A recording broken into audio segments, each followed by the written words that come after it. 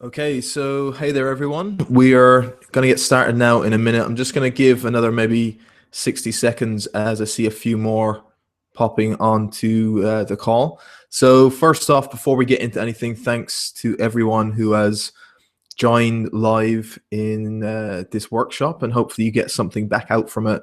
I'm going to try and bring it through right from the beginning, but kind of skip over some of the stuff I think most of you will already know. But from wherever you're at, I think there will be something useful in it. A couple of pieces of housekeeping before I jump in, just as I see a few more are joining the call there now. A few things on the right-hand side, you'll see a chat box. Feel free to pop in questions and comments throughout the whole workshop, and then at the end of the Q&A I'll be able to jump back in and go through those. That'll be useful for me to see, so pop them in on the right hand side. You also feel free to put any comments in there as well. So apart from that, the other thing I will say is, for those of you who are on Twitter or Facebook or whatever, if I do manage to say something that was like a good takeaway message that you thought was useful, maybe keep that as like a short little quote and like either tweet it out or just pop it into Facebook and just tag me in it, just so that at the end I can go back and see what was actually useful for people. That would be super helpful if you guys could do that. And again, for those of you who are just joining the call now, on the right hand side you'll see a chat bar, so feel free to start popping in questions and comments.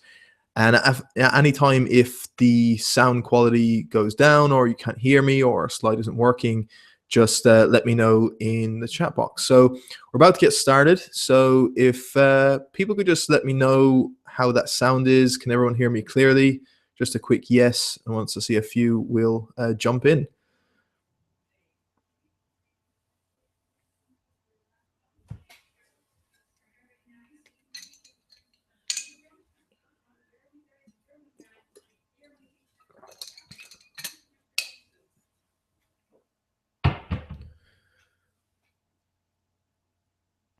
Okay, perfect. Great, and a few more jumping on now. So yeah, for those of you who are just joining the call, as I just said to everyone, chat bars on your right hand side, pop in any questions, and feel free to introduce yourselves to each other. Excellent, everyone can hear me, perfect. And then we'll jump in. So feel free to pop any comments and stuff there and we'll get going. I'll try and get through some of the basics pretty quickly and leave a bit of time for Q&A. Let's go. So the first thing is, when we're talking about calories and macronutrients, everyone is probably familiar with this, that we're simply talking about calories going in versus calories going out. What we're putting in, we're determining today, is we're going to look at our carbohydrates, proteins, and fats, different targets that you'll set, requirements for different scenarios, blah, blah, blah. And then to work that out, we're going to have to obviously work out what an expenditure is going to be for a given person. So that's going to be starting with our basal metabolic rate, just how much energy we're going to use overall for just to be alive, to keep our body maintaining itself without doing any movement whatsoever. Physical activity, and then on top of that we'll have non-activity or non-exercise activity, thermogenesis, essentially things like fidgeting and subconscious movements that were not part of exercise but are still going to use some calories. And then the thermic effect of feeding on top of that is just how much energy we're using to digest itself. Now, I'm not going to go into any of this stuff in any great detail because I'm going to presume that most of you would have seen something like this before, and then we're talking about here energy balance. But where I do want to start is to pull it back just for those of you who are maybe kind of newer to this. Why is it so important that we actually have some set targets for calories and macros? The big kind of reason I think it's so important even to have them in place and in mind, no matter what our strategy at the end, and we're going to talk about different options around how far do you have to go at tracking this stuff, but even having a set idea of where they should be is important, because if you don't, it's essentially like playing darts with your eyes blindfolded, because you could end up hitting something that's going to be successful, or you could hit the target from what you're doing, but there's a big chance that you could be way off and you just don't know it. And this is so often the case when people will say, I think I'm eating right and I'm training, but just I'm not making any movement towards my goal. And it's simply because they're overlooking the two most important things right at the outset, and that's going to be our calories and macronutrients.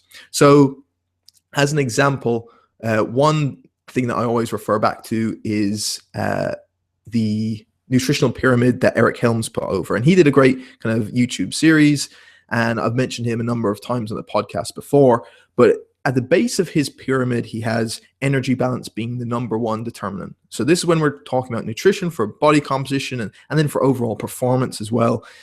Energy balance is going to be the biggest thing at the bottom. So what is your calories in versus your calories out? And anything else on top of that is just going to be the success of any other steps is going to be predicated on whether you have energy balance right. So for example, if your goal is to put on muscle mass, but you're not eating enough food, it doesn't matter what ratio of macronutrients you use, or how nutrient dense your diet is, or your meal frequency you use, or the nutrient timing that strategies you use, etc., etc., etc. And on the reverse end, if you're trying to lose body fat, it doesn't matter what you're doing with your diet, but if you're simply eating too much calories, then it's not going to make any difference. So it's just an idea of the prioritization. And really, the calories and macronutrients are the things at the bottom that we're going to focus on because they're the big players. So if someone's not making a movement towards a body composition or performance goal, the most likely thing it's going to be is because they don't have either their calories or their macros down. It's very unlikely it's going to be something like a nutrient timing issue. Similarly, Mike Israetel, another guy I had on the podcast, has a very similar approach. And in his book, he basically goes through these 5 components of any good nutrition program: calories, macros, nutrient timing, food composition, and supplements.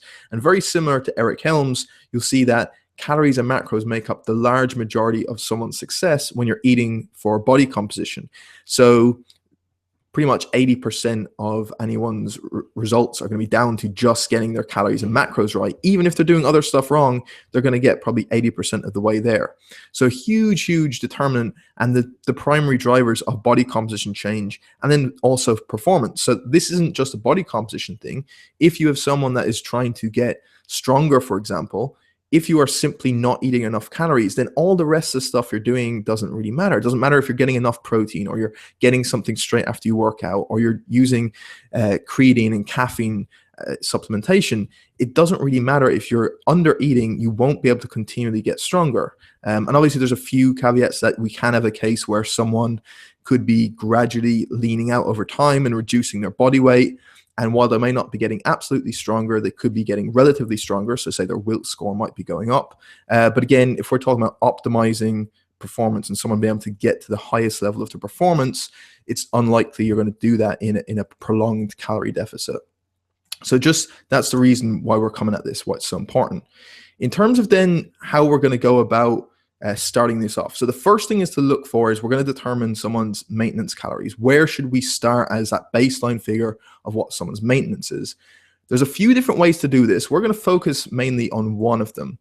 The first one that is kind of the worst way to go about it is like that guy that's blindfolded playing darts. I said, like, kind of take a guess and kind of hope that works. So it's just say, oh, I'm a guy, someone told me 2,500 calories is what men should eat every day, right? So it's kind of taking a guess and going from there. So we're obviously going to ignore that.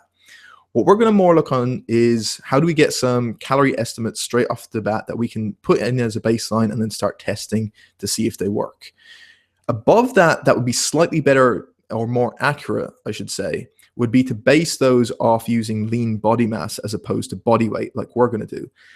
The reason why lean body mass is going to be more important is if you take the case of, say, so we take an obese guy, he's 120 kilos, that means he's got a relatively small amount of muscle mass, huge amount of body fat, and therefore his 120 kilos, if we use any calorie calculator, is going to give him a huge maintenance intake of calories, where it's probably not the best way to go for him, right? So if you take a 120 kilo guy that's obese, that would probably come out like 2,900 as his just resting metabolic rate, because it's such a high body weight. But we're probably going to be better off starting that someone on a much lower calorie intake. So there are some caveats to that, but in general, basing it off lean body mass is going to be a good idea. But then obviously the downside is it just takes more hassle, right? You have to get someone's body fat percentage. You have to start using different calculations. And really, as we'll see with this whole story is that these are just approximate figures. They're very kind of generic, and it's going to come down to you starting to test them. So the exact number you end up with as your initial baseline doesn't need to be too precise, because it's going to be arbitrary no matter what it is. So going through all the hassle of using a lean body mass calculation isn't really worth it, in my opinion. And then probably the most accurate, or probably the best way to do it, is if you're tracking your calorie intake already and you do that for, say, 7 days, 10 days, 14 days, and you're able to track that every day, and then you're also tracking your body weight every day, you'll be able to see then if you're able to maintain your body weight on whatever your average calorie intake comes out at, then that's your best shout for being your maintenance intake. That's going to be a lot better than using a calorie calculator, right? So that's our probably best strategy. But for the moment, we're going to say we're starting out, where do we even look for as our first baseline before we do any tracking? So we're going to look at how to get some calorie estimates. One question that I surprisingly get now and again is, what is the best equation to use when I'm working out my maintenance calories? And it's kind of typical of how we kind of zero in on the little small details and overthink things too much by thinking like, oh, which equation is going to be best?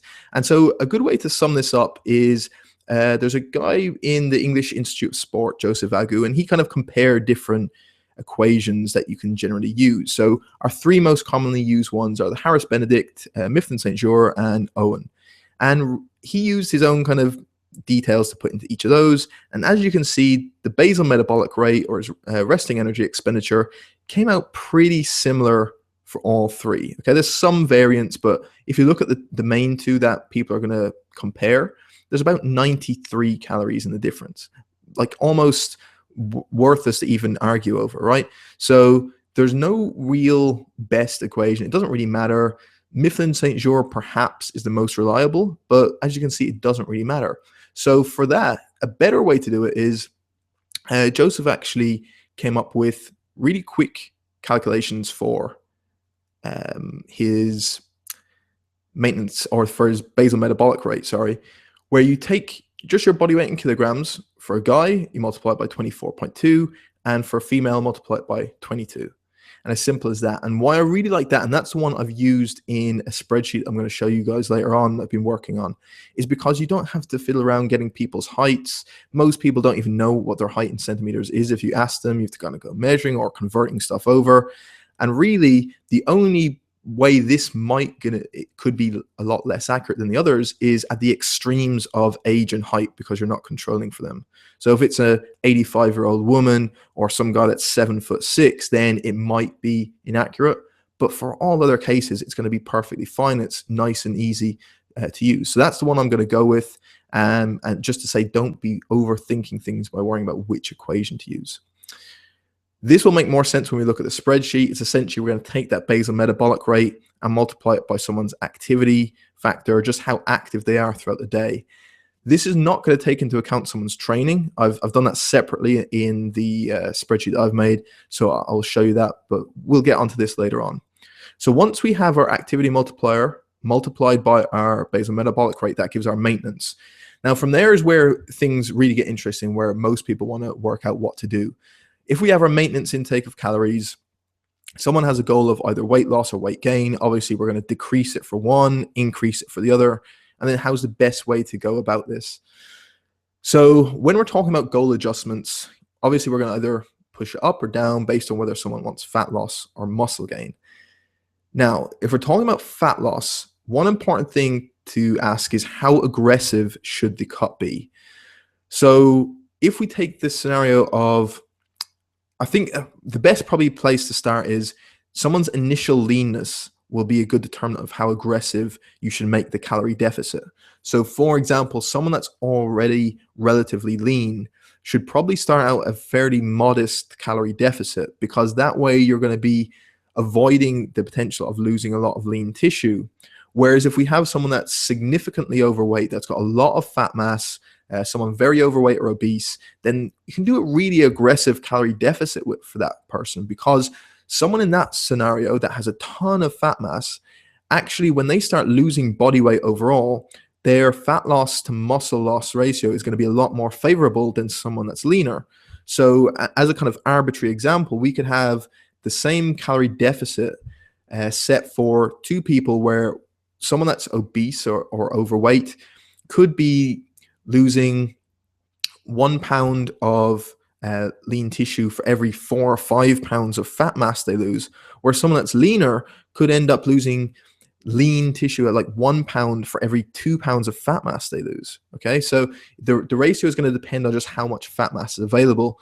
And so you can go a lot more aggressive with someone that has a ton of fat mass there. And that kind of ties back in earlier when one question I often get is using these calorie calculators to work out macros for someone that is like really overweight or obese.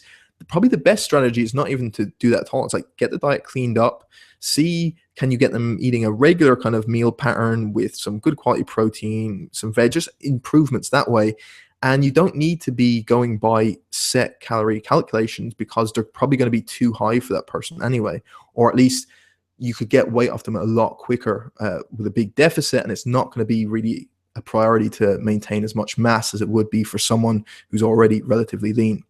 The second thing I'd say is for someone that's an athlete, obviously a modest calorie deficit is going to be the way to go with them as well, because the more you have, the bigger the calorie deficit you create means you're going to have more performance issues. So if they're going through a phase where any sort of performance is important, but they still need to lean out a bit, then trying to get that calorie deficit as modest as possible while still progressing them in time is going to be the way to go. Going too aggressive is just going to tank their performance. So outside of that, we have the another issue with how aggressive to make a cut. And this is just a good study that I often kind of point out. And they looked at a dieting phase of 8 weeks in overweight people, and they put them on a 30% calorie deficit. And the average weight loss in the group was 5%, which was pretty good. But obviously, because the average was 5%, we had some people who lost more and some people who lost less. And when we compare them is when we start to see something really interesting. So the group that lost more than 5% of their body weight, when you compare them to the people who lost less than 5% in that 8-week period, at the end of the 8 weeks, they had significantly lower leptin levels and then much higher ghrelin levels as well. So leptin, when it's low, is going to be something that drives someone to want to consume food. At the same time, ghrelin is something that stimulates appetite. So again, enhances this ability to want someone to eat. So that's why this end of a dieting phase is so important. It's one thing that so many people skip over. It's like, what is your plan at the end of the set dieting phase? So if you're going, especially someone that's gone through a fairly aggressive cut or weight has come off very quickly, they're the people that are likely to be able to, or that are going to experience like the lowest leptin levels, the highest ghrelin levels, and therefore are most likely to go and overconsume come the end of that dieting phase. And then what they were actually able to track these people in this study, and they saw that when they checked them a number of months later, the leptin and ghrelin levels of the participants was able to predict the amount of weight regain in the people who had lost the weight. So just be aware that one common thing, especially if you're doing some sort of coaching for someone, the big thing is what happens at the end of that set dieting phase. Is there a plan of action in place? And it doesn't have to be anything intricate. It doesn't have to be like this special reverse diet or anything like that. It just has to be simple, like, what are we going to do at the end of this plan to get someone back to a maintenance intake that they're not going to overconsume and regain weight, because that's the biggest slipping point for most people. So the final thing on goal adjustments is, most common thing to hear is this 3,500 calories is equal to a pound of fat. So if you reduce your calories over a week by 3,500, that means a pound of fat loss per week. So therefore, like, people are looking at a 500 calorie deficit a day. I'm sure everyone has heard that. If you want to lose weight, take off 500 calories a day, put on weight, put on 500. Now, it's a good crude starting point, but there are a few problems. This was a paper from 2013 in the International Journal of Obesity, and they actually mapped this out, what this rule would predict on weight loss for people. And they did a nice little model for it. And then they actually checked it by comparing it to people who went under or did this deficit and see and measure their actual weight loss. And what happened was this rule vastly over predicted how much weight they were actually going to be able to lose. So this throws up two problems. Number one, the rule isn't actually accurate, which we'll talk about in a minute. And number two is if you have people thinking of this in mind, so they go into MyFitnessPal and it tells them you should have lost X amount of pounds in in Y amount of weeks because of this rule, and then they don't do it, then suddenly they think they're failing. But it's nothing to do with that. It's just this rule is inaccurate, and most people are actually going to lose at a slower rate than what it predicts. So if we're not using the plus or minus 500 calories a day, why is that not a good idea? Not only is it not accurate, but another good example is, well, it just depends on the person, right? So here in this example, we're going to take two lovely clients. We have this lady on the left. She has an office job, doesn't do much activity, pretty small frame, is maybe coming to train 2 to 3 times a week. Her maintenance intake might be something like 1,600 calories. On the right-hand side, then we have this kind of Chinese strongman carrying his pigs along. So big dude, lot of muscle mass, doing a ton of training every day. And so he could have a maintenance intake of somewhere around, say, 5,000 calories, given his training volume, his muscle mass, etc. So if we were then to say, well, we want each of these people to start losing body weight, so we want to start leaning out, so let's put in the calorie deficit of 500 a day, then suddenly what happens is, well, for this guy on the right-hand side, his deficit of 500 calories is 10% of his daily intake, which is pretty modest and probably a great starting point for him because he won't lose too much lean tissue on that, and it'll be a good place to start. So 500 calories off his is a modest 10% decrease. But for our lady on the left-hand side, doing that same 500 calorie a day rule means she's dropped her daily intake by over 30%. So nearly a third of all the food she's eating is now gone based on one change to drop 500 calories. So again, this is why people are going to run into problems, just unsustainable, and it's just going to be an absolute nightmare to go through as well. So the better way to do it then is, rather than use absolute amounts like 500 calories, we're just going to use a percentage. So for the goal adjustments, this last thing, this will be generally the way I do it. For fat loss, modestly, you could go like a 10% reduction in calories, all the way up to maybe 20% if you want to go more aggressive with it, and anywhere in between. So generally, I just shoot for the middle figure for most people, and that's what I've programmed into the spreadsheet I'm going to show you, about 15% of a deficit, because that's not too aggressive, and it's not too modest that someone should be able to start seeing results pretty quickly.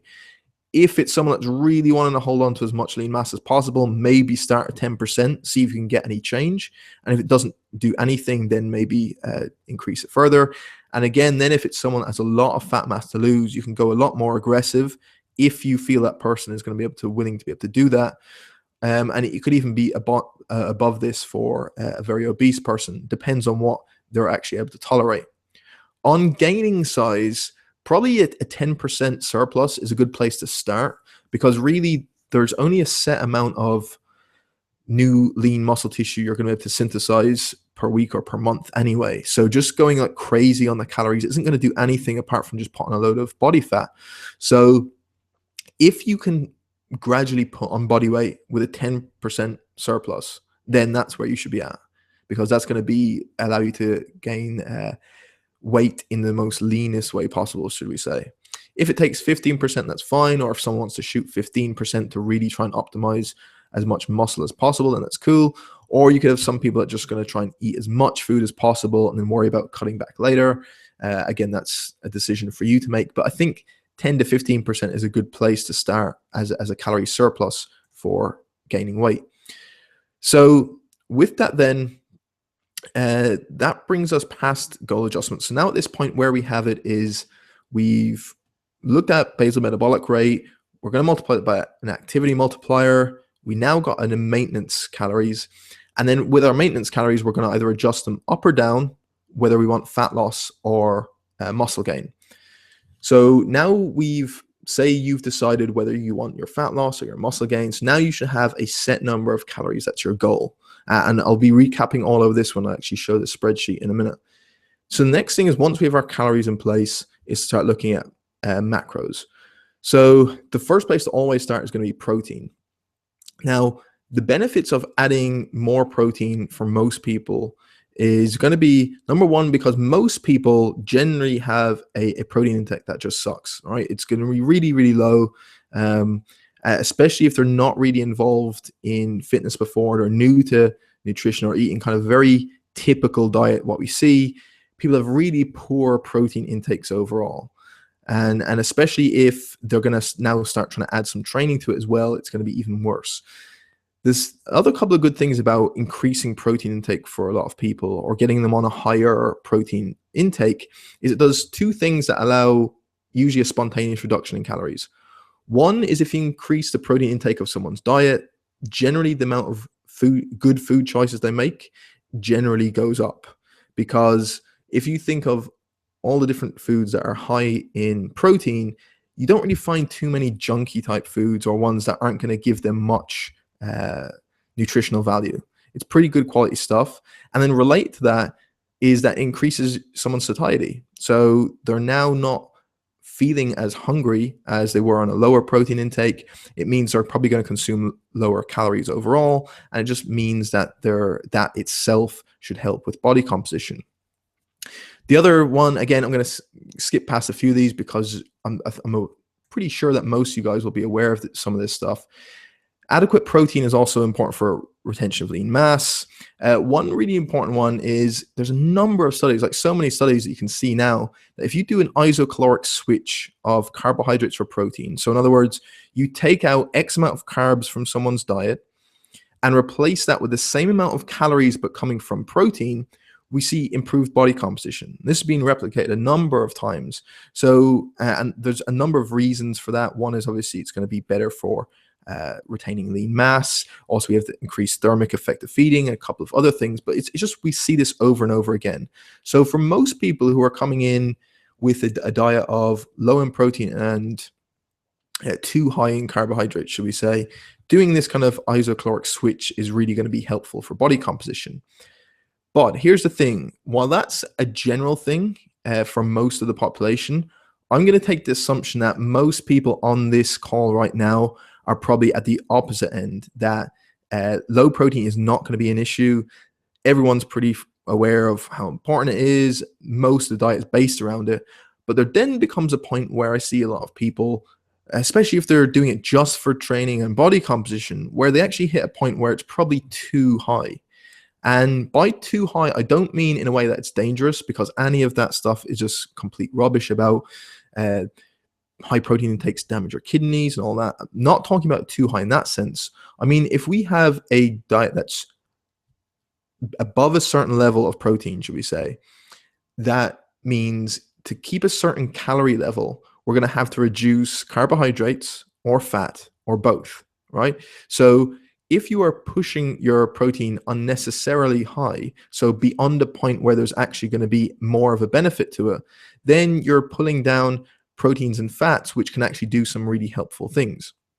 So as a way to demonstrate this, I'm going to pull up a table that I think Alan Aragon actually comprised, and it was just of a set of different studies that looked at protein intakes in people who, number one, were doing some sort of training, and number two, were either dieting or at least not putting on weight, so in a kind of like a hypocaloric state. So what we'll see here is, if you ignore the first study for the moment, if you see the next 5, these are all in people who are doing some sort of training. A couple of them are in hypocaloric conditions. So in other words, they're in a calorie deficit. So these are the people that we really want to compare protein intakes to.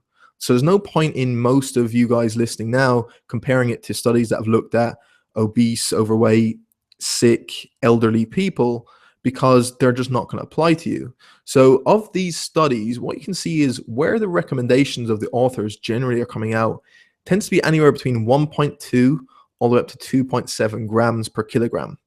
So that's 1.2 to 2.7 grams of protein for every kilogram of body weight. So that's probably somewhere in there is going to be kind of a sweet spot. So the easiest way to think about it that I just give to everyone is, like, if we start at like 2 grams per kilogram, it's not going to be too low. it's probably going to be a good starting point for pretty much everyone. And a lot of people actually struggle to hit 2 grams per kilogram. So that's where I would start as a kind of sweet spot, and it's seen in here. Now, the issue of going too high that I mentioned was related to, we see it here at the extremes. This 2.7 grams per kilogram is like the highest we've seen any benefit for. And even that is going to be extremely high. So going beyond that is you're putting up protein, but you're not going to get any additional benefit in terms of performance or body composition as opposed to what you get on this from what we know right now. So not only that, it's not even a neutral decision, like just putting up protein beyond this isn't going to do anything. It's actually going to be detrimental because, as I said, you're going to have to pull down carbohydrates and fats, which are going to be useful for either, say, testosterone production for fat, or for training performance for carbohydrates, etc., etc. And we can look at that in due time. So in terms of where we end up going with the protein, I think a good starting point for most people is going to be 2 grams per kilogram. Obviously, then there's a case to be made for pushing up to 2.5, for example, in some cases. Perhaps someone is going through a dieting phase where it's going to be pretty tough, and they're going to be hungry quite a lot. So maybe pushing up their protein might help with the satiety there. Or possibly it could be someone that's really trying to maximize muscle mass, especially guys that are in a calorie surplus. They're going to have a lot of calories to play around with, so they can bump up protein a lot higher, and it won't really have any detrimental impact on their carb and fat intake. That's going to be more of an issue when their calories are lower. So that's where we go with protein. I think is the best way to go. The final thing I'll mention is just on the Helms paper at the top. You'll notice that that's the only one that's given a recommendation in terms of fat-free mass, which is again going to be the most accurate. And again, it'd be great if all the research was done that way and everyone was able to base their recommendations on that. But it's just, it hasn't been done, and for a lot of people, it's not practical to work out fat-free mass for everyone. So we're just going to go on the kilograms of body weight in the spreadsheet we use. The next couple of things is, let me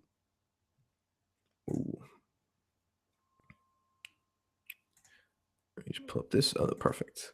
So once we have the protein intake, then the next thing is to look at carbohydrates and fat. Now, we can set fat and then just leave carbs as whatever's left over. But really, I think they're kind of one of the same thing, that once we start setting fat intakes and like seeing what we're left with in terms of carbohydrate, we're going to be able to just keep fiddling around until we see a intake that looks good for both. And I'll explain that later on. But generally, what we're going to see is, on a basic level, you can move your carbohydrates and fats anywhere up and down along this spectrum. And again, this is a generalization for most people training a few times a week that just want to feel better and look better, that once you have your calories and protein nailed, the exact numbers where your carbohydrate and fat come out won't really matter too much. And that's just assuming that someone's not going to go super low on their fat intake, that's going to be deficient levels, and they're not going to go super low on their carb intake that they're going to tank performance. And again, that's always concerns for some people. But in general, the exact numbers of where the carbs and fat come out won't matter too much. Now, obviously, at the more advanced levels and people who are really trying to maximize performance, it becomes a lot more important. So in general, again, if someone's is already relatively lean, doing a lot of training, is focusing on performance in something that requires a lot of glycogen, we're going to have a lower fat intake and a higher carb intake.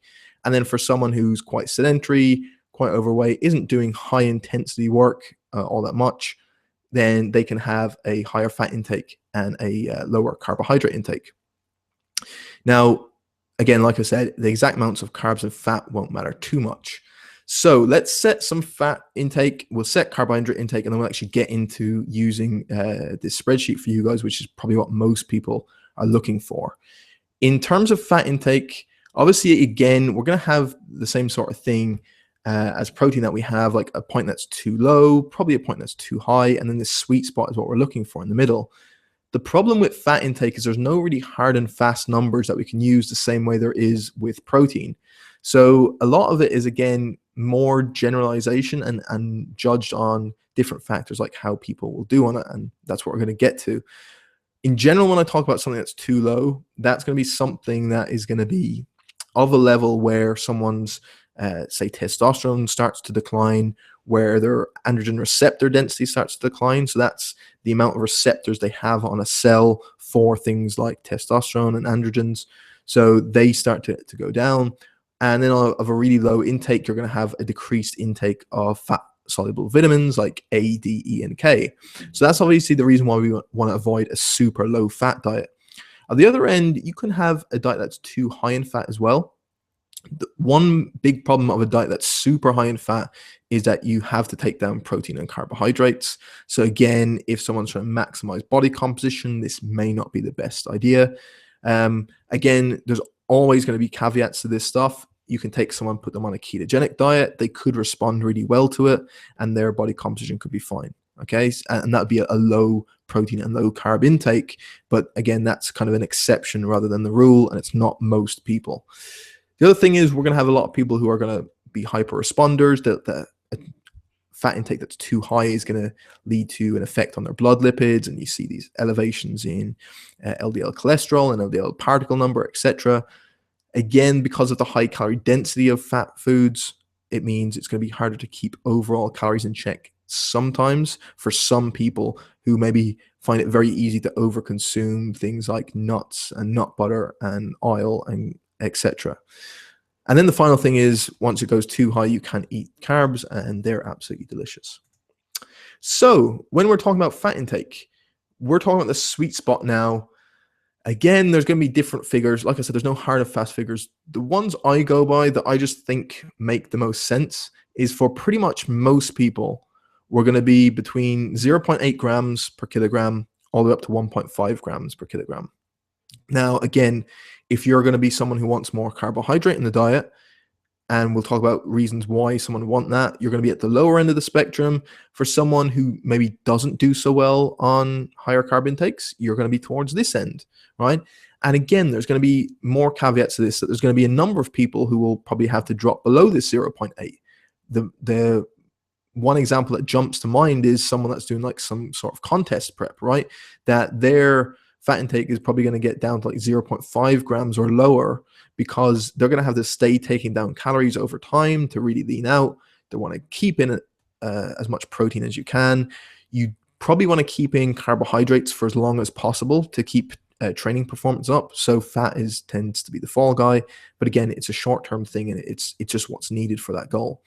At the other end, you could have someone that is like an epileptic or diabetic, or someone that just does really well on a ketogenic diet that's going to be above this for fat intake. But in general, pretty much nearly everyone listening to this is going to be somewhere in here most of the time anyway.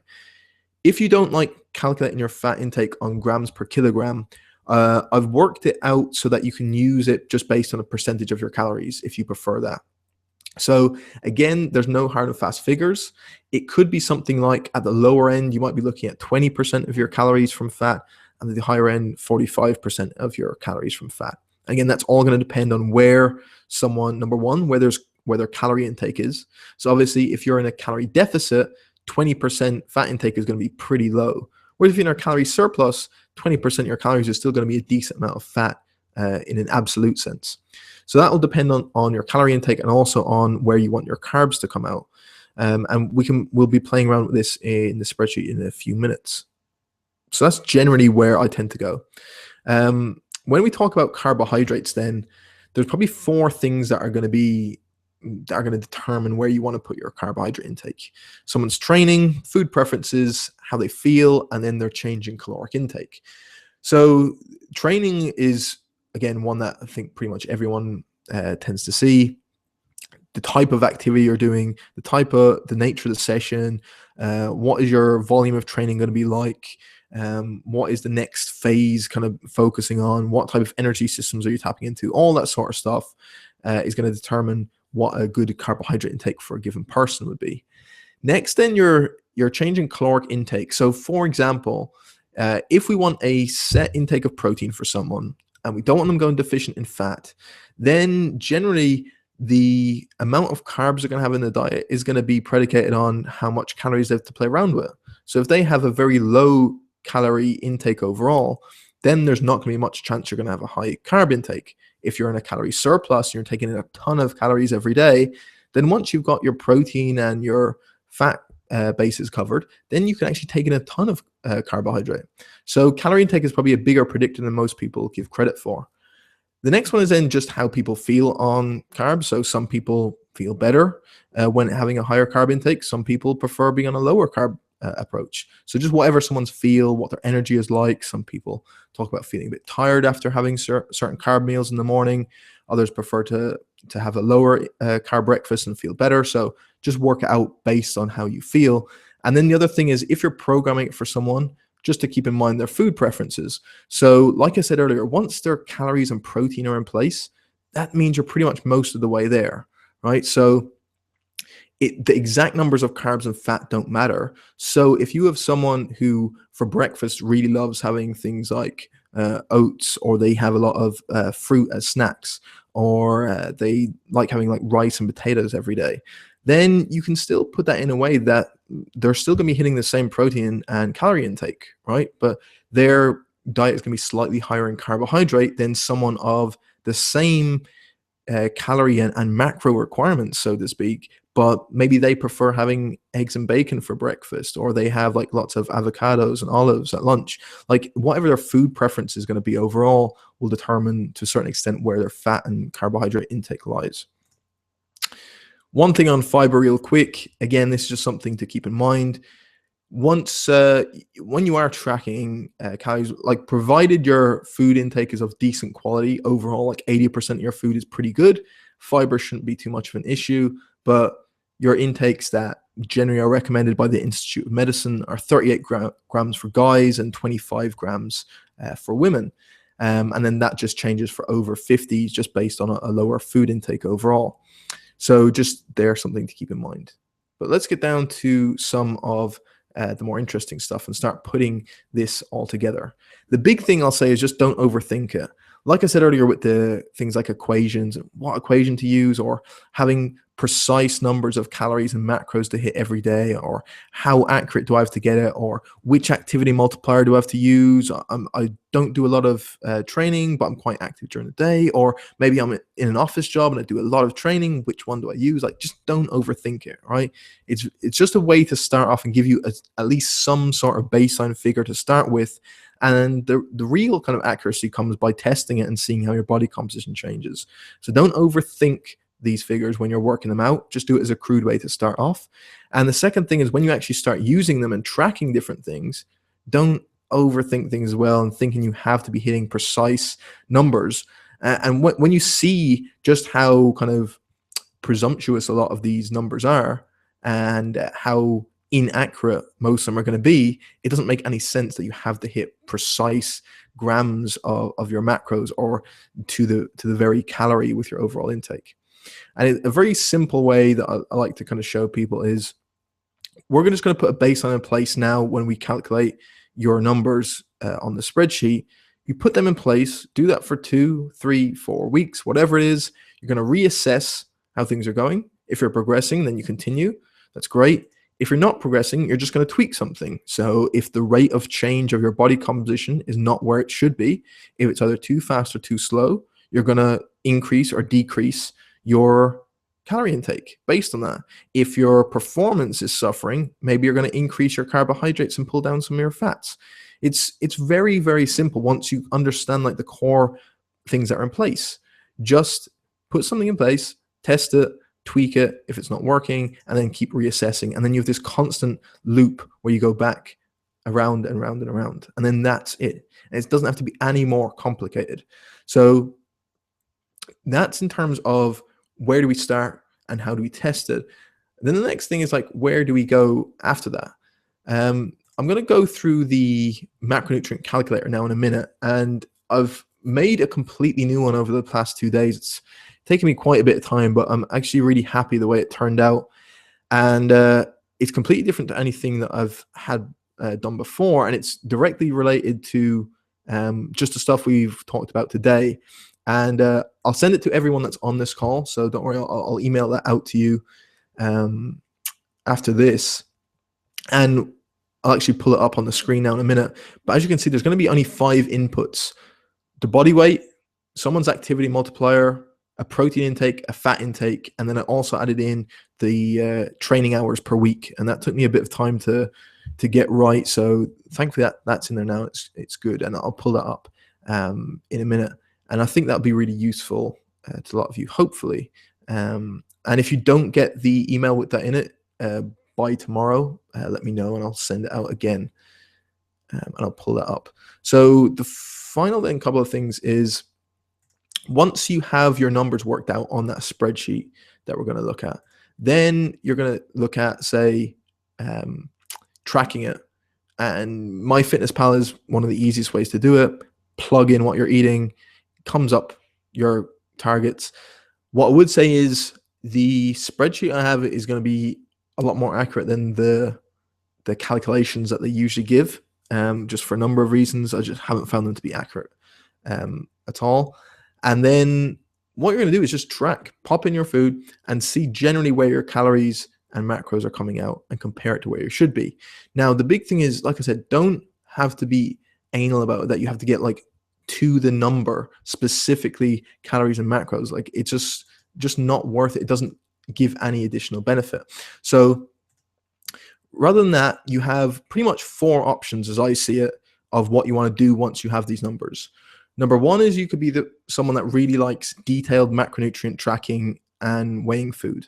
So you're weighing all your food, you're putting in exact proportions of what you're eating, you're tracking all your macros very specifically, and you're aiming to be relatively close to what you've set your targets. So by relatively close, I mean, say you want to get your calories within plus or minus 50 or 100 of your target each day. You want to get your macros within like plus or minus, say, maybe 10 or 20 grams. And then over the course of a week, it'll average out. You can do that and then track all your food. That's one way to go. If you're the type of person who would enjoy that, if you're quite analytical, if it doesn't bother you to do it that way, or if you have a very high body composition goal, then that's maybe a way to go. Depends on what you want to do. It's certainly not necessary, but it's a great way to go for people who enjoy doing it and find it easy. A second option could be just to hit approximate calories and protein. And on many days, this is what I find myself doing more often than not, because while I do have goals, so to speak, for like carbs and fats that like are general ballpark figures, I don't really think about them until the day is actually over and have everything popped in. And the only thing I really care about is, well, where calories and protein hit. And generally what I find is the carbs and fat generally fall somewhere pretty close anyway. And if they don't, I can just make up for it the following day and change it around. But for most people, again, I would say that once their calories or their carbohydrates aren't too low, that's affecting performance, and their fat isn't too low, that's affecting health, then it doesn't matter the exact numbers. So you could just track it that you're in the rough ballpark of your calories. So over the course of a week that you're averaging out close to where you should be, and then your daily protein is where it should be as well. The third option is just to check intermittently where you're at and adjust as needed. So maybe you eat the same kind of foods all the time, or you've tracked before, so you're generally good at judging portion sizes. So anyone that has like experience of doing this for a long time, or someone that's involved in fitness for a long time, this could be a good way to go. That generally you don't need to plug in everything into an app every day. You'll generally know where you are, and maybe just every now and again, whether that's once a week, once every 2 weeks, every 10 days, it doesn't really matter. Every now and again, you'll just plug in your day into an app just to see where it's coming out and is it still on course of where you want it to be, and then adjust it if you're way off. So for example, every now and again, you check your intake and you see, wow, actually, I'm only eating 80 grams of protein. I thought it was a lot higher. I thought I was eating a lot of protein, but it's not.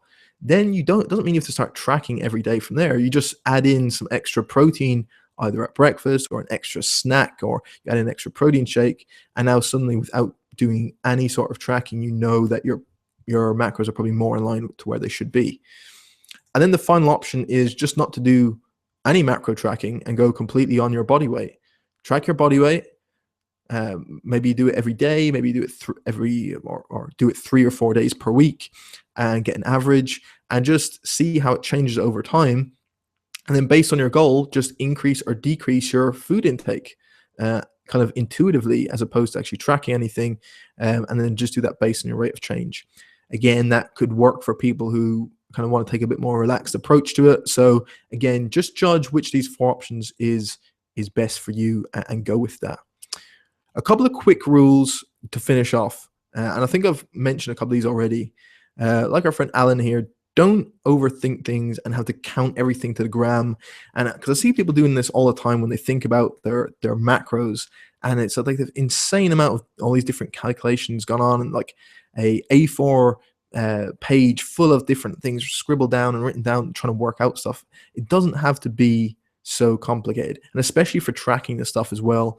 Don't think that you have to hit like your fat within 1 gram, or your carbs within 1 gram, or your calories to within like a few calories. It's kind of ridiculous. So things like if I'm in 100 calories of my target, I'm pretty okay with that. Over the course of the week, it'll average itself out, right?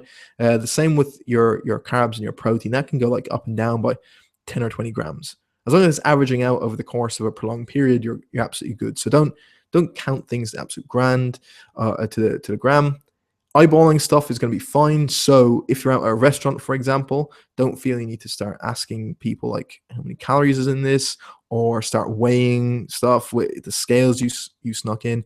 Just eyeballing it and going to MyFitnessPal and picking something that's some way similar to it. Doesn't have to be the exact same thing. If it's a chicken salad, just put in something that's close enough to that, that's going to be generally in the same ballpark. Don't overthink it. And then the biggest thing is trust your body composition changes and your performance more than your set calculations. So you could use all the calculations we're going to go through now to finish off, and then have a set intake. But if you find that's not working, then it's not working. These numbers aren't very specific. Some people need a bigger deficit than others. Some people will actually need a lower deficit. Some people, it's just going to be completely predicated on what your body composition and your performance does. These are not exact figures. These are calorie estimates. And as the name suggests, they're just estimates, right? So don't get so zoned in on, I've put in all this work of calculating out these perfect calories and macros, and now I can't change it. These are what's going to work. Just judge it on how things are actually progressing for you. So there are the kind of final few rules. I think we're going to jump into a Q&A now in a minute as well. So if there's questions, pull them up. In the meantime, I'm going to pull up the spreadsheet. If you give me a second. Let me see.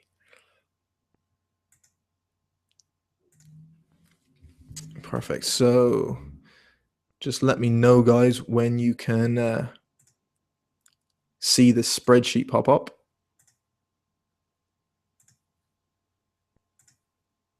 Okay, perfect. There it is. Okay, so what I've done is, and then this is something I'll send to you, and I'm actually pretty happy with how it turned out. So as you'll see, there's 4 tabs here along the bottom. The last 2 is, one is just a table for the activity multipliers, so that you can look back on in case you forget which they are. And then the other one is just a protein intakes table that I went through as well, if you want to judge on where you want to put your protein. The other 2 tabs are the exact same calculator, but they're based on whether you want to enter your fat as a percentage of calories, so that's fat by percentage, or whether you want to use fat as a intake of grams per kilogram of body weight. And that's generally where I go. So I'll do that as an example. But if you prefer to go by like a 30% of your calories from fat as your intake, then go with that as well. Okay, so let's look at an example really quickly, just so people can see. Now, all it is these 5 boxes is all you have to enter. And then it'll give you, for both male and female, what their maintenance calories and macros are, their fat loss, and then their muscle gain. Simple as that. Okay. So on body weight, you're just going to simply type in what your body weight is. So let's pop in 75. Activity, then you just have a little drop down. So again, you're picking between 1.2 and 2. This I'm going to say, let's go 1.4 as the activity multiplier. grams of protein per kilogram of body weight. Now, remember we said this kind of ranges from anywhere from 1.2 all up to like 2.7. So, and I like to start with 2 as that point to go to all the time. So we're going to pop in 2 as the protein intake of grams per kilogram. Fat as grams per kilogram. Remember, we talked about going from 0.8 up to 1.5. For some people, maybe in prep is going to be lower than that. For some people, it could be higher, but it's going to be somewhere between like 0.8 and 1.5. So I think 1 is a good place to go. A gram for every kilogram of someone's body weight. And then the final thing is going to be hours of training per week. So this is based off someone that is doing like a training session, like lifting some weights, or maybe if it's like a longer, tough cardio session, you can include that as well. Where it might start getting a bit more inaccurate is if this has to account for, say, something that's really going to like burn through a ton of calories. Maybe you're doing like a really intensive sparring session for like some jiu-jitsu or some MMA or some wrestling. Like really intense stuff is probably going to be use up more calories than what is going to be predicted by the equation that I used in this. So in that case, you might want to add in some extra food post-workout. But this will do for any kind of weight training or cardio generally. And what it's based off, I tried to figure out how could I do it based on your body weight. So the bigger you are, the more calories you're going to likely use. So it should be pretty accurate. So let's say this person is going to do 5 hours of training per week. And that's, boom, done. Now we see for his maintenance, if it's a guy, there's his maintenance, calories, protein, fat, and carbs. For fat loss, there's his calories and macros. And if he wanted to gain muscle, that's where we're going to start off at. Now, they're the starting figures. And then from there, what you do with it is exactly those kind of 4 options we had. Start using them, see how they go for a few weeks, and then just change and tweak them as you need to. And then that's as simple as determining calories and macros has to be, and tracking stuff like that. One thing that I didn't really mention is, and I might do it in another webinar, is around like body recomposition and fat loss and muscle gain at the same time, and how might this play a role. And then the second thing that's related to that would be, say, non-linear diets. So something that uses calorie cycling. So for this, generally, this is going to be like, here's daily intakes every day. And that's going to be absolutely fine. And as long as you're averaging this out at the end of the week, that's going to work. And that's not as far as we need to go with that. And I think it's going to work perfectly well. And that's pretty much as much as you need. If there's any specific questions, we'll dive into them now. And so, yeah, see, there's a good few questions in there now. So we'll jump into those. If there's any more questions or comments, start popping them in now. And let me know if any of that was useful, or if that spreadsheet seems useful, and we'll do that. And we'll jump into some Q&A. So if anyone needs to head off, thank you so much. Let me see, I'll pull up some questions. Awesome. Okay, let's try and start at the start.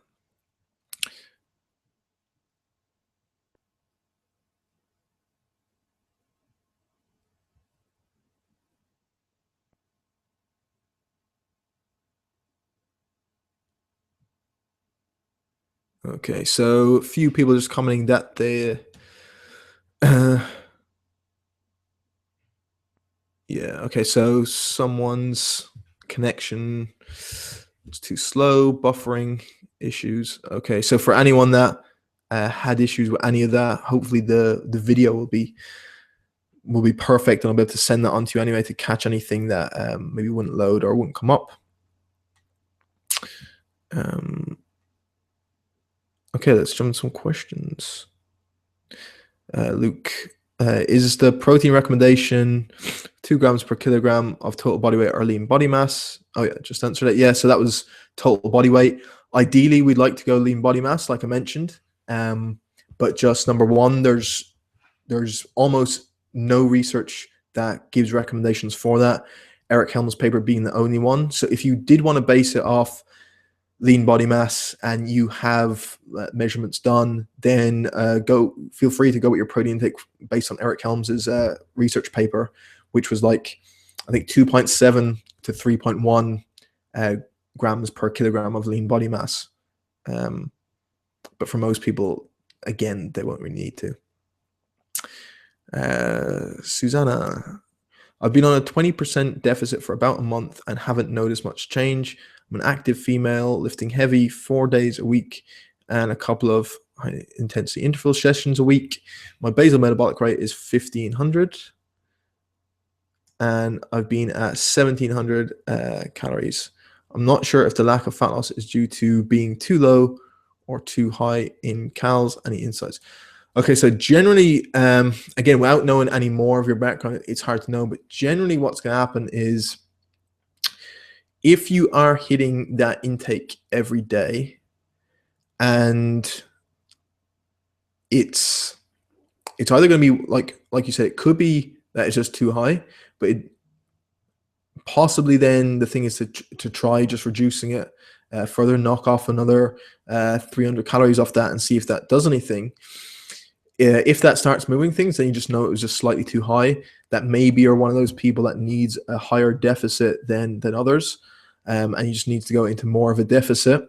The other thing it could be is people often think that's too low, and they'll start equating it to things like metabolic damage or any like this kind of crazy stuff.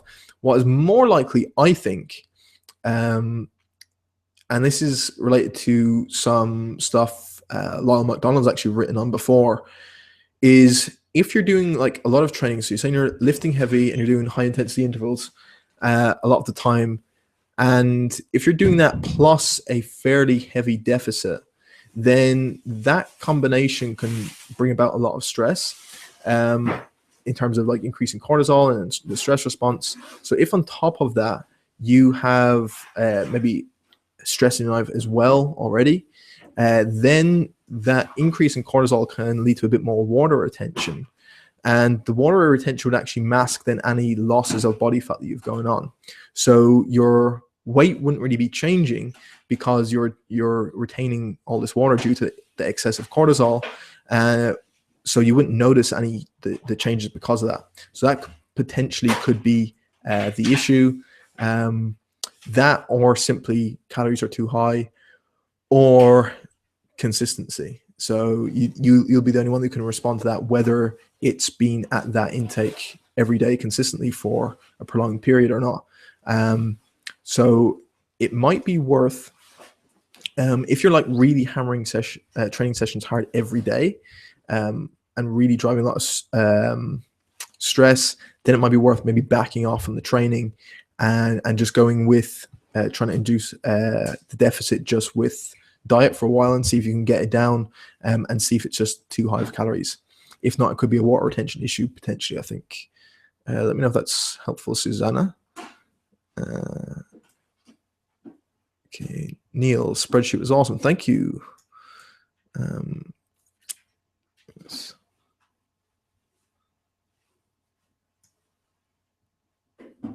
Okay, Kevin, in the podcast with Menno Henselmans, he stated that it is possible to lose fat and gain lean body mass even for a relatively lean individual. However, he did not specify if a deficit was required, and if so, how much. Obviously, no figures will be depending on the individual. Yeah, so he was referring to a modest deficit, I believe. So that there's going to have to be a slight deficit to get that body fat loss. And because of the way the training was set up, if it's intense enough to drive the muscle to want to adapt to it, that they're going to be able to use some of the still be able to use energy. And I think the way he was setting up with dietary wise was probably on a calorie cycling protocol, which is what I was going to talk about in the next webinar, in that he was giving enough substrate there to try and build lean mass on training days, but over the course of, say, a week or a prolonged period, it's still going to be an overall calorie deficit, but it would have to be fairly modest. So if the calorie deficit was too aggressive, obviously there's going to be no chance of building lean tissue. So very modest calorie deficit. So the changes in body mass would be like very, very slow. or maybe you wouldn't even notice them because you're getting this recomposition. But that's the way I think he was setting it up. Very modest calorie deficit with a huge training stimulus as well.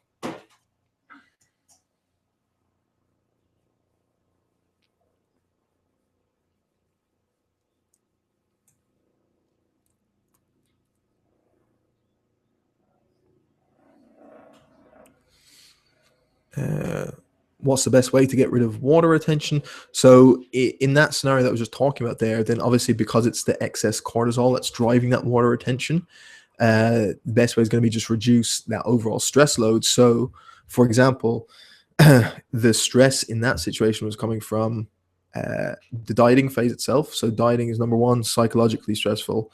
Two is going to be stressful to the body because you're in a calorie deficit. Three, there was a lot of training going on there between high intensity intervals and weight training. And then maybe there's some other stressors in life as well. So just reducing as much of that as possible. So simply maybe going to say for the next few weeks, I'm going to bring my calories back up to maintenance, and I'm going to put training to just 3 sessions a week, where I'm just going to lift some weights. I'm not going to hammer any really tough sessions. I'm going to try and relax. I'm trying to get to sleep properly. And all those reductions should help get things back on track. And that's probably one of the reasons why you see like anecdotal reports of people like going away on holidays or away for a break for a few days, etc., that have been doing lots of training and trying to diet hard, and they go away and they relax, don't really track what they're eating, don't really do any training, and come back and they're leaner. That may be one related issue. So that'd be on that.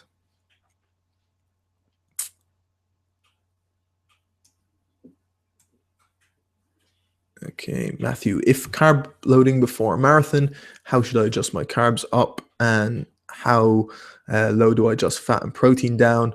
How many days out should I start loading if I choose to try it?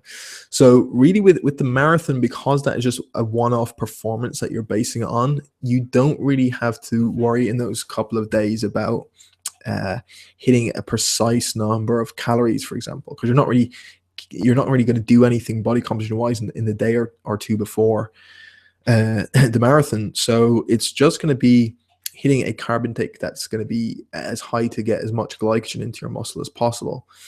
Where that is obviously is going to depend on what your starting point is. So how much glycogen do you already have stored, how much muscle mass do you have, etc. And so the way I would do it is, some figures that I've seen in research would be for like an endurance athlete could be as high as like 10 grams per kilogram of body weight for your carbohydrates. So that might be, if you're like 75 kilos, you're looking at like 700-800, maybe more carbohydrates a day for those couple of days. And where your protein fat comes out, I wouldn't really worry too much. Just again, make sure protein doesn't go too low. Make sure you're getting some fat in the diet, but it doesn't have to be super high or anything. And just the focus is on trying to get all those carbs in and making sure you're able to get them into you. So that's where I'd go. Maybe like the 10 to 12 grams per kilogram mark, I think is a good starting point for endurance.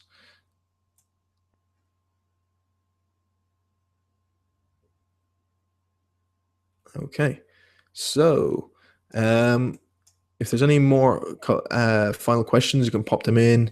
For any of them that I didn't get around to, I will send you a private message there now after this, because I still see a few coming through. For everyone else, thank you for listening, and hopefully something was helpful there. I'll send you on that spreadsheet as soon as I get a chance. And if anything was useful there, please feel free to spread it around on Twitter or Facebook and just tag me in it, and particularly let me know what was the most useful, or anything that was new, or just something that maybe reaffirmed something you already knew and was good to hear again. That'd be useful. And with that, I will let everyone get off. Thank you for your time. I will answer all the remaining questions there privately. I'll try and get maybe one or two more if people can hang on. And then we'll do it. Okay. So Sean, great webinar. Thank you very much. What are your thoughts on resistant starch and how, if at all, it would affect carbs? So resistant starch, I mean, I talked about this in the podcast I did on prebiotic fiber. So that was episode 51 or 52, I think, where I go into a bit more detail around resistant starch. But I think resistant starch, great, super healthy. The only way it would affect your carbs is that because you're not going to be able to use any of that stuff, right? It's going to be feeding your gut bacteria.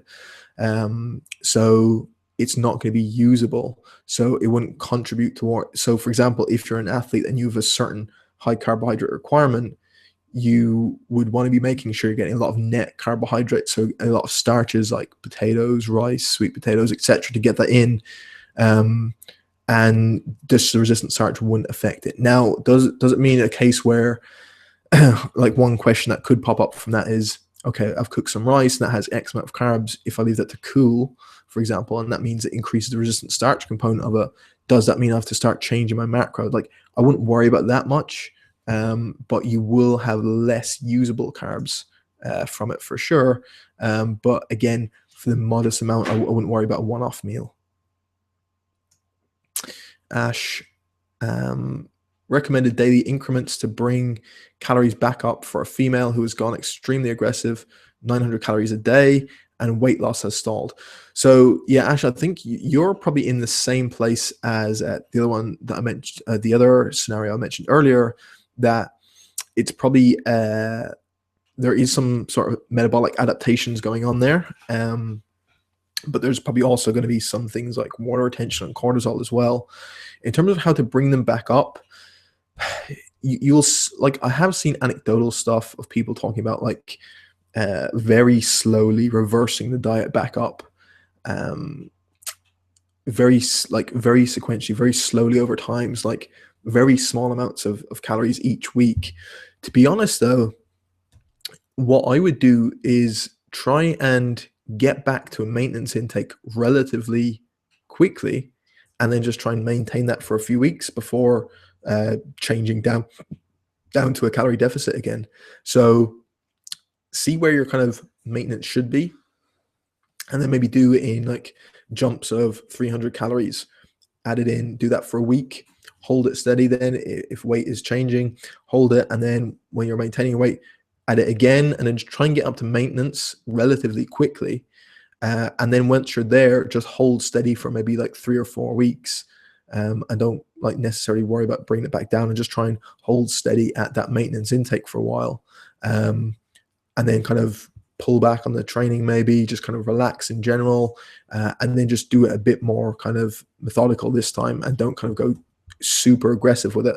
And then once you're back up to a decent calorie intake, and you've maintained it for a number of weeks, then you're in a place where you can start dropping it back down to try and lose body fat. And that's the way I'd go with that.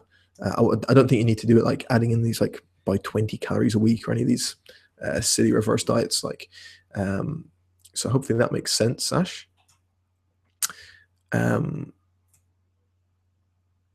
Brian, how long would you recommend detailed calorie tracking for someone before risking someone being neurotic or obsessive about it? That's a great question. So Brian, the way I'd go with it, it depends on someone's personality. And that's one thing I was going to put in with that slide on the different options to have. For some people, tracking all the time will never be an issue, and they'll actually enjoy it. For some people, doing it at all is going to be a terrible idea. So one thing I'll always do is, it's one thing I'll ask in like the pre-consultation process with someone, how they feel about tracking stuff. If someone absolutely hates the idea, then there's no way we'll do it, because it's not necessary for a lot of people. Like, I can know what their calories and protein is going to be, and I can just give them recommendations that should keep their calories in check, right? It's why low carb diets work for a lot of people. You tell them go on a low carb diet, they're not worrying about calories, but the reason they're losing body weight is because their calories are gone down. It's a way to keep it in check without giving them the cue of monitor your calories. So there's ways to do it outside of that if you're talking about someone else. In terms of how long to do it for, I think even for anyone though, even if you're not going to do it as a long-term thing, I think to do it for like 7 days is a really, really useful exercise for anyone. In terms of just seeing what portion sizes of foods actually look like, see what their day's intake actually looks like, because it happens every single time. You get them to track for the first time and they come back and say, wow, I didn't realize I was eating that much, or wow, I didn't realize I was eating that little food. People are terrible at understanding how much they're actually consuming. And there's actually a great paper from the 1990s that actually did this and got people to kind of like ask them where their general calorie intake was. And when they looked at what people were actually consuming, it was way, way in excess of that. So I would do it for like 7 to 10 days, just to give people that kind of skill of knowing what to do. And after a while, it becomes intuitive. I don't think for most people it's necessary to weigh and track things every day for long periods of time. I just don't, unless they're like maybe a physique athlete could make a case for it. But for most people, once you know what a portion size looks like and generally like have an idea of where your calories and protein is coming in each day, that's about it. So on the neurotic and obsessive thing, it comes back to personality as well. If someone is kind of predisposed to go that way, then it might not be a good strategy for them. If they're not, it could be. So I would just judge it on that. And hopefully that was helpful. Thanks, guys, for all the feedback. Thanks, Robbie, for linking to that episode. Thanks very much. Thanks, Matthew, Sean, Ash, thank you. Thanks very much.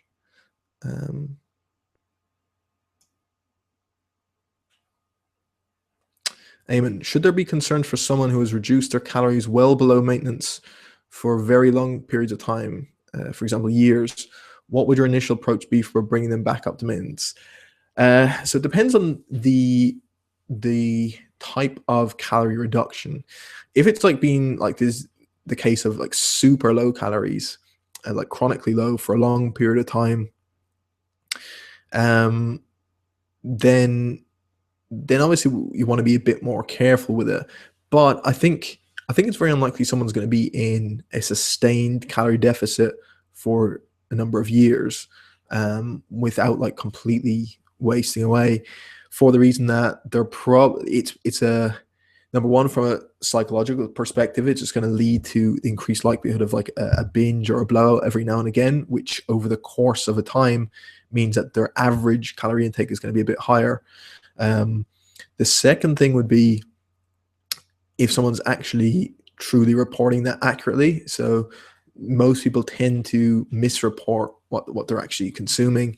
But if it's a case where like a chronically like a period of time where they're really under eating, I think getting them back up with just normal eating habits, a more maintenance level of intake, and not a crazy training program, and just trying to get them to maintain some sort of weight, or try and getting weight to level off after initial weight regain, which will probably happen, is the best place to go.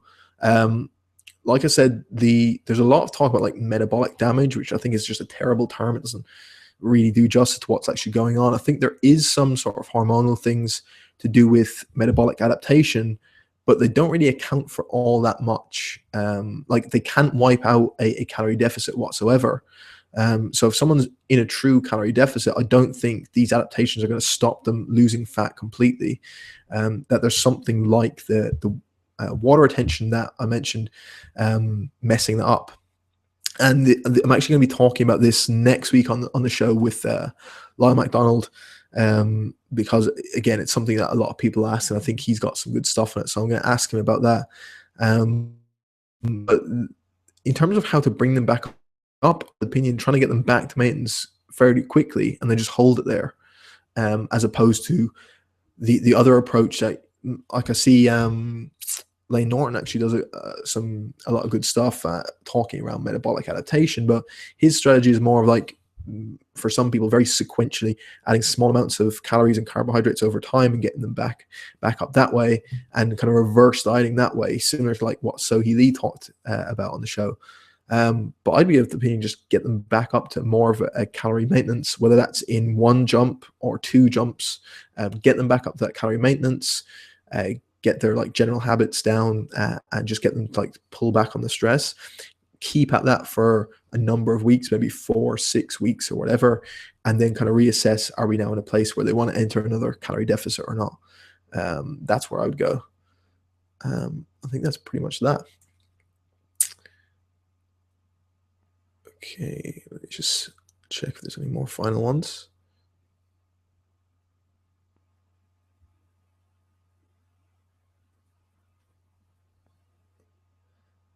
Awesome. Okay, so we're gonna finish there, guys. I'll catch any of the other questions that people post in. I'll just send them privately. We're gonna leave it there. And like I said, if you could hit up on social media, just let me know what you thought of it, what was useful, any particular kind of quotes or just something that was good, and that'd be awesome. Um, yeah. Okay. Just as I see that, Eamon. Yeah. Yeah. Lane Norton is the guy that is doing a lot of it on the reverse dieting very slowly and gradually over time. But I'd be more of the opinion again. I think Eric Helm does something where more like what I said, where just get someone back to more maintenance intake, and then just hold them there for a while. Because really, on the things like reverse dieting, there's literally no research on it. There's literally none. So there's no way to know which is the best way. And even if there is a best way, so there's probably not going to be a whole lot between it. So for me, just purely from the psychological point of view, if someone's been dieting for so long, and then you say to them, okay, we're going to take the next 10 weeks to gradually put up your calories bit by bit, that sounds like a lot harder for someone to mentally have to go through than say, okay, we're going to jump you back up to your maintenance, and then you're just going to hold that for say 2 months, right? So that's where I'd go. Okay, this time it's it. Thanks, guys, and hopefully it was useful, and I'll talk to you soon.